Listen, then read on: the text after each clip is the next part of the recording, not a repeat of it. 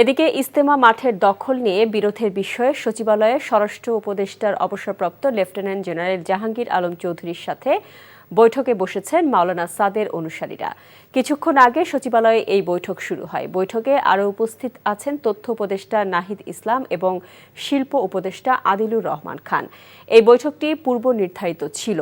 মাওলানা জুবায়ের ও মাওলানা সাদ পন্থীদের সাথে বৈঠক করার কথা ছিল স্বরাষ্ট্র উপদেষ্টার।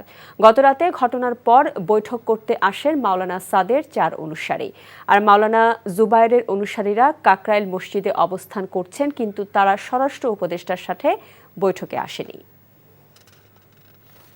Double million offer Walton fridge কিনে পেতে পারেন 20 লক্ষ টাকা, রয়েছে কোটি কোটি টাকার নিশ্চিত উপহার।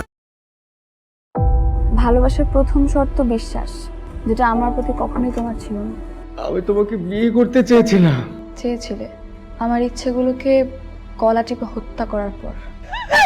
নিলয়ের হঠাৎ এমন চেঞ্জ আমার ভালো লাগছে না। তোমার নিলয়কে নিয়ে টেনশন করতে হবে না। আমি ভুল মানুষকে ভালোবেসেছি। আপনি ডাক্তার? জি। কিসের ডাক্তার আপনি? মেডিসিন, গাইনি, অর্থোপেডিক নাকি সাইকোলজিস্ট?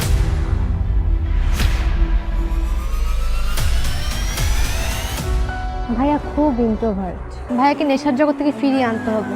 আমার মনে হয় কি তোমার রেগুলার অফিসে বসা উচিত। সব তোকে সামলাতে হবে। এরকম কেস না দিন দিন বেড়েই চলেছে।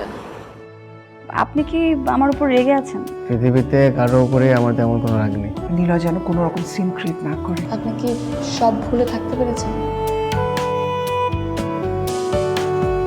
প্রেম এবং ভালোবাসা খুব পবিত্র, সস্তা কোনো কিছু না।